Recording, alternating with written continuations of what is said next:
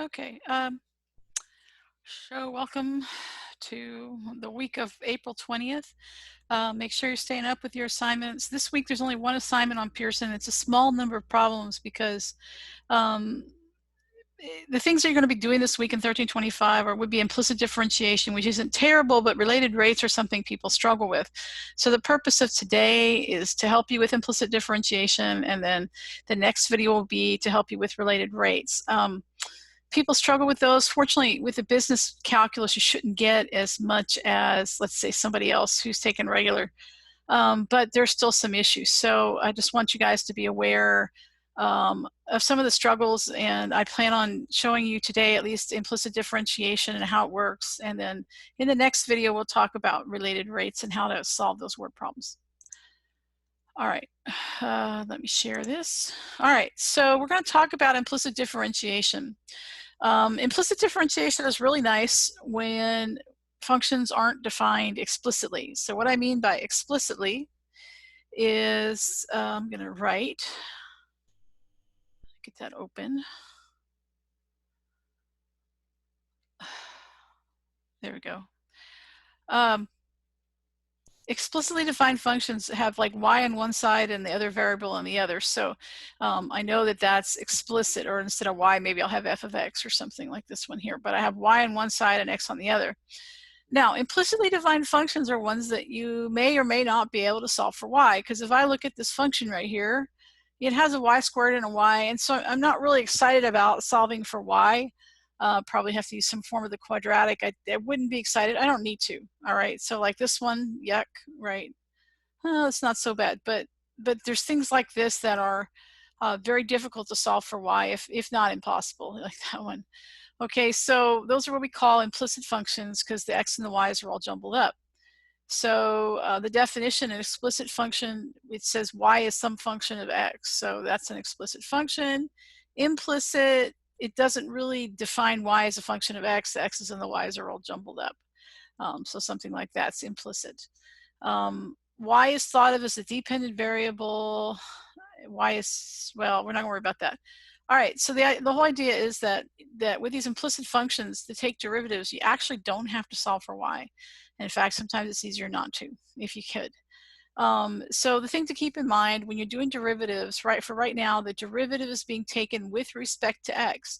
So like, we'll talk about this in a little bit, but the derivative of x squared, well, that's simple. It's with respect to x, it's 2x. But if you want to take the derivative of y squared with respect to x, it's a little different. You do the derivative and then you multiply by dy dx, because I did the derivative with respect to x. So what I'm doing is I'm doing the derivative with respect to y, and then I multiply by dy dx, and like these y's like cancel each other out. So what I get is the derivative with respect to x. Okay. So when you have only x, you differentiate as usual. When you have terms involving y, we apply the chain rule. This is the chain rule. You multiply by dy dx, okay? And I repeated the same thing twice. All right, so for example, this is an explicit function. I have y. So if I do the derivative of this, I say, all right, well, dy dx is simply 4x, no big deal. Now in this function, I have y, it's not explicit, but I don't need it to be. So what I'm going to do is take the derivative of y squared. So what I'm going to say, it's 2y times dy dx, because when the variable is not x, I need to multiply by dy dx. And the derivative of 2x would be 2. So what I end up with is dy dx. I'm going to divide by 2y on both sides, right? And when I do that, the 2's cancel, so I get dy dx is 1 over y. Okay, so notice my derivative may have y's in it, and that's fine. You know, I could probably solve for y and plug it back in. I don't need to, okay, most of the time. All right, so here's a kind of chart that summarizes it. So basically, when you're doing the derivative with respect to x, if this bottom guy matches the variable in the function, right here, like see they're both x, all you do is you take the derivative with respect to x, so we call it f prime of x, right? Now, I don't need to multiply by anything because the variables match. If they don't match, like here I have a y, a function described by y, and have an x on the bottom, what we do is we take the derivative of that with respect to y, and we have to multiply by dy dx. Okay, so this variable goes on the top and the dx goes on the bottom. So if I wanted to do the derivative of f of v with respect to x, it's f prime of v times dv dx. Okay, and then f prime of t would be f prime of t times dt dx. Okay, so it's always, you have to multiply. If the variables don't match, you have to multiply by da da da da. Okay, whatever that da da da da is. All right. So if I do the derivative now with respect to y of f of x, what you're going to get is f prime of x. All right, now you're going to multiply. Remember, it's the derivative of this guy over this guy, so it's times dx dy. Okay, why this goes on the bottom all the time. All right, so f of v would be f prime of v. Now we're going to multiply by dv dy. Oh, that's a y, sorry. Oh, sorry. F prime of y, this is like dy dy, so we don't need that, right? Okay. So f of v is f prime of v times dv dy. I hope you're getting the pattern now. F prime of t would be f prime of t times dt dy. Okay, so now I'm doing the derivative with respect to v. So it's f prime of x times dx dv. This one with the y, it's f prime of y times dy dv. V, this matches, so it's just f prime of v. And f of t would be f prime of t times dt dv. Okay, and we can keep going. Hopefully you're getting the idea. Okay, so anytime I do a derivative, we're going to mostly do it with respect to x. If it's not x that I'm differentiating, I need to multiply by dy dx. Okay, so the steps to implicit differentiation. The first thing is to differentiate both sides, then collect all the dy dx's to one side, factor out the dy dx, and then solve for it. So we're going to go ahead and differentiate this thing. I'm going to do the derivative. So the derivative of x squared is 2x, right? That's easy. Now, I'm going to write this like this. I'm going to write minus xy prime because that's a product rule. You have x times y, so you have to do something a little different with that. The derivative of y squared would be 2y. Because it's not x, you need a dy dx. Okay, and be careful of this. The derivative of 7 is 0. Okay, not 7. So how do I do xy prime? Well, it's a product rule. So I'm going to go over here. So the left function is x, and the right function is y. And so the derivative of the left would be 1. The derivative of the right would be 1 times dy dx. Okay, so there's my derivative. So let's put that in there. So it's 2x minus the left times the right prime. So that's x times dy dx. I'll put parentheses around it. Plus the right times the left prime, plus y. Plus 2y dy dx. Okay, and if you want that negative, the reason I make sure that negative goes to both of these terms, so it's 2x minus x dy dx minus y, that's an equal 0, plus 2y dy dx equals 0. All right, so now what I need to do is keep all the dy dx's on one side. I'm going to keep them on the left side. So the dy dx's I have are negative x dy dx, and I also have plus 2y dy dx. Now, if it doesn't have dy dx, I move it to the other side and I negate the sign. So like this minus y would become a plus y, and the 2x would become a minus 2x. So see, the ones that didn't have the dy dx get moved over to the other side, and I change their sign. All right, so now on the left-hand side, the dy dx is a common factor, so I can factor it out, pull it out front, and you have left behind negative x plus 2y equals y minus 2x. So my last step is to solve for dy dx, which is actually pretty simple because this is multiplying dy dx. You divide both sides by negative x plus 2y. So you just go ahead and divide by that side.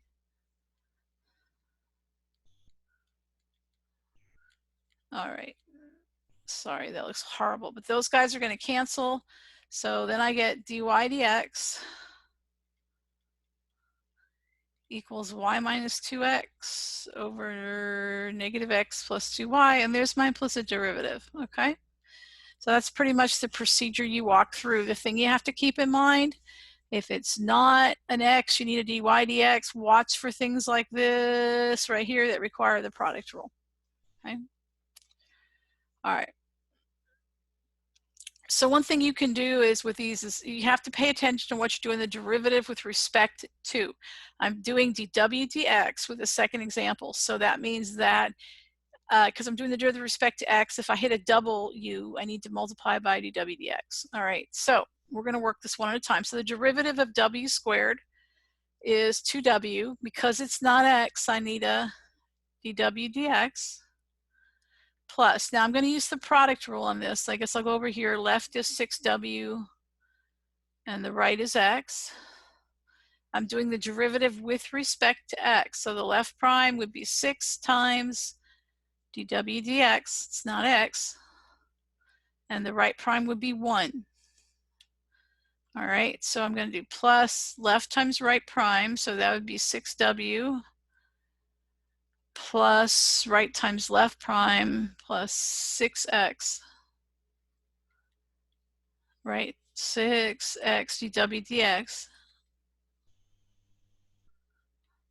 The derivative is 0, 0, so that's easy. Okay, so if it's not dw dx, you're going to move it over. So 2w dw dx plus 6x dw dx. Okay, so this 6w needs to get moved over, so it becomes a negative 6w. And then we're going to go over here, and I'm going to factor out dw dx times 2w plus 6x. And I know that equals negative 6w. Last step, simply divide. So dw dx is negative 6w divided by 2w plus 6x. All right, and there's my derivative. All right, now we're going to change gears. Let's say I'm going to use the same equation up here, and I want to find dx dw. So now I'm doing the derivative with respect to w. So if it's not w, I multiply by dx dw. So like the derivative of w squared is straight up 2w, because that matches the bottom there. And the derivative of 6wx, I'm going to need to use the product rule. So we'll go over here. Let me write a line. All right, so the left function is 6w, and let's say the right is x, and I'm doing the derivative with respect to w. So the derivative of 6w is just straight up 6. And the derivative of the right would be, the derivative of x is 1 times dx dw, right? All right. So now it's going to be 2w plus left times right prime would be 6w dx dw plus right times left prime would be 6x. All right, and that the derivative of 0 is straight up 0. Okay. So there we go. All right. So now what we're going to do, well, move the stuff over that doesn't have dx dw. So I have 6w dx dw equals, move everything over, so it's negative 2w minus 6x. All right, so I just move this stuff over and change their signs. Now what we're going to do is divide by 6w. And guess what? We're done. There's dx dw. Okay, I want you to look at these two answers. They're very much related. Do you see that they're the reciprocals of each other? I mean, you can pull the negative out if you like on the top. So it's negative 2w plus 6x over 6w. So dx dy and dy dx, they're the same. They're just reciprocals of each other. Okay, but the math will always work out. All right, so one of the things they're going to ask you to do is to find the equation of a tangent line using implicit differentiation. One of the things I want you to be aware of, these functions are not necessarily like one-to-one anymore. They're maybe really complicated. So it says find the equation of the tangent lines at all points where x equals 2. So what I want to show you, I'm going to go to the graph of this function and I'm going to look at it on Desmos just so you can see that there may be more than one tangent line at x equals 2. So I'm going to go to Desmos. I'm going to share that screen with you. Hopefully I am. So, whoops, I got to go back because I forgot what it is. X squared minus 2xy squared equals 4. Okay, x squared minus 2xy squared equals 4. So x squared minus, oops, 2xy squared equals 4. In Desmos, you don't have to have exact, oh, there's a plus, wasn't it? Because I don't see another tangent line. I think this was a plus. Is it plus? No, I don't think I have it right. Hold on. But the wrong thing. X squared minus 2xy squared equals 4. Okay, let's go back to Desmos. X squared. All right, so this wasn't what I thought. So if you look at this graph here, it only has one tangent line at 2. I mean, you can see it kind of right here. It looks like it's going to be vertical, and that's okay. But but sometimes there might be, like if I were to go to 3 here, I see a tangent line here, and I see another one down here. So sometimes there's more than one because these functions can look really funky. All right, so the math will always work out, but I just want you to be aware of it. All right, so we're going to go back to this. All right, so we're going to find the equation of the tangent line. So the first thing I'm going to do is plug in x equals 2 and get the points. So if x is 2, I get 2 squared minus 2 times 2 times y squared equals 4. So I get 4 minus 4y squared equals 4. So let's see, if I subtract 4, I get negative 4y squared equals 0. So y squared equals 0. So y is going to be 0. So there's only one point. That's what we saw. The point where x is 2, it should be the point 2, 0. Let's go look at the graph, make sure that's what I'm seeing. So pull that up. Yeah, see 2 zeros right here. That's the only point. All right. So sometimes there's more than one. If so, you just work with each. Sorry. Let's get this back up. All right, so I've got the point. Remember, with a tangent line, you need a point, you need a slope. So the slope is the derivative. So what I'm going to do is take the derivative of this implicitly. All right, so the derivative of 2x is 2, if x squared is 2x, that's easy. Now, let's do minus 2x times y squared. Okay, so I'll make negative 2x be the left-hand side and the right-hand side be y squared. So the derivative of negative 2x is negative 2. The derivative of the right-hand side would be 2y times dy dx. All right, so there's my derivative. So left, right, so it'd be, what did I write that there? Oh, that's the first part of it, right? So it's 2x. Left, right prime would be minus 2 times 2 is 4xy dy dx minus 2y squared equals. Now the derivative of 4, it's a constant, so its derivative is 0. All right, so if I solve for dy dx, actually I can just plug in to x and y anytime I want, so why not just do it now? I know that x is 2 and y is 0, so I get 2 times 2 is 4 minus 4 times 2 times 0 dy dx equals 0, negative 2 times 0 squared, sorry, minus 2 times 0 squared equals 0. So work it out. The negative 4 goes over, that's 0. This is 0. So negative 0 dy dx equals negative 4. So this tells me that you can't divide by 0, therefore that the slope is infinite. All right. So because the slope is infinite, the equation of the tangent line is a vertical line. So it's simply x equals something. Remember, a vertical line is x equals. Well, what does x equal? X equals 2, right?